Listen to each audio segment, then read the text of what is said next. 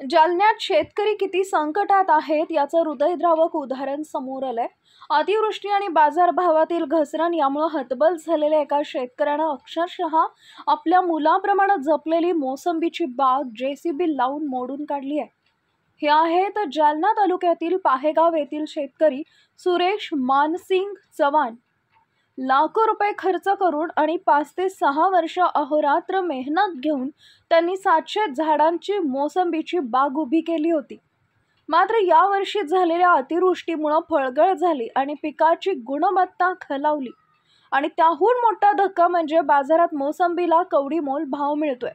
उत्पादन खर्चही निघत नसल्याने शेतकरी चव्हाण यांनी हताश होऊन कर्ज फेडण्याची चिंता मनात ठेवून अखेर आपल्या बागेवर जेसीबी चालवण्याचा कठोर निर्णय घेतला।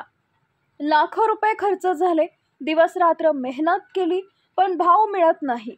कर्ज कसं फेडायचं म्हणून नाईलाजानं बाग तोडली। यापेक्षा शेतीत राहण्यापेक्षा मरायला बरं असं उद्विग्न झालेल्या शेतकऱ्यानं सांगितलंय। शेतकरी आत्महत्येच्या टोकावर उभा असतानाही शासन आणि प्रशासनाला याची कोणतीही चिंता नसल्याचं चित्र आहे। अतिवृष्टीचे पंचनामे झाले पण मदत मात्र मिळाली नाही।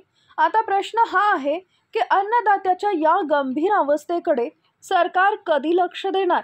शेतकरी चव्हाण यांच्यासारख्या लाखो शेतकऱ्यांचा आक्रोश सरकारपर्यंत पोहोचेल का?